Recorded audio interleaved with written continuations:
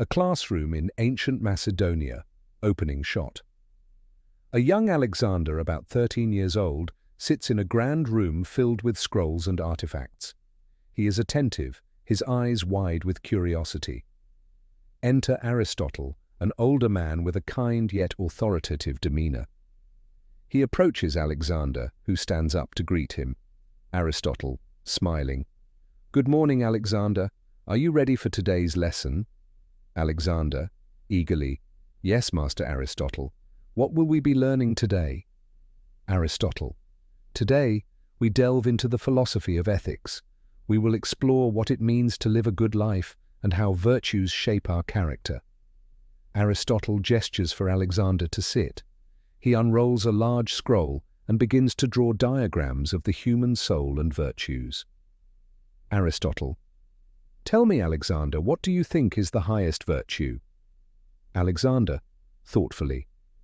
"Courage, Master, for without courage how can one achieve greatness?" Aristotle.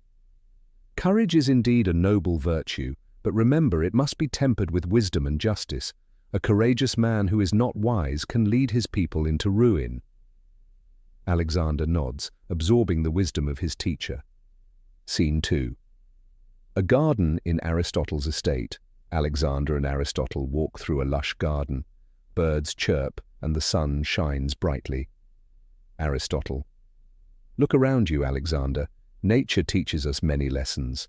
The harmony of this garden is like the harmony of a well-ordered soul. Every plant, every creature has its place."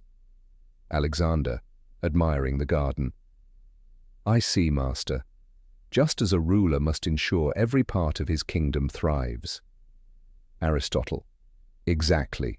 A wise ruler nurtures his subjects, just as a gardener nurtures his plants. Knowledge and virtue are the roots of a prosperous kingdom." Scene 3. The Royal Palace. Alexander stands before King Philip II, his father, with Aristotle by his side. He is now a young man, confident and poised. King Philip II. "Alexander, I hear you have become quite the scholar under Aristotle's guidance." Alexander. "Yes, father.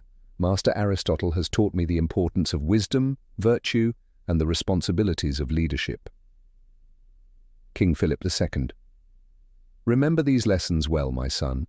One day you will rule over many lands, and it is your mind, as much as your might, that will determine your legacy."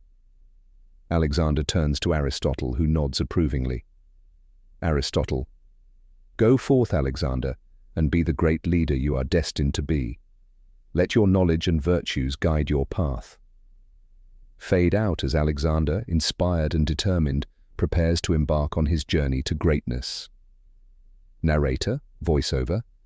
Educated by the great philosopher Aristotle, Alexander the Great would go on to conquer much of the known world, his legacy a testament to the power of wisdom and virtue.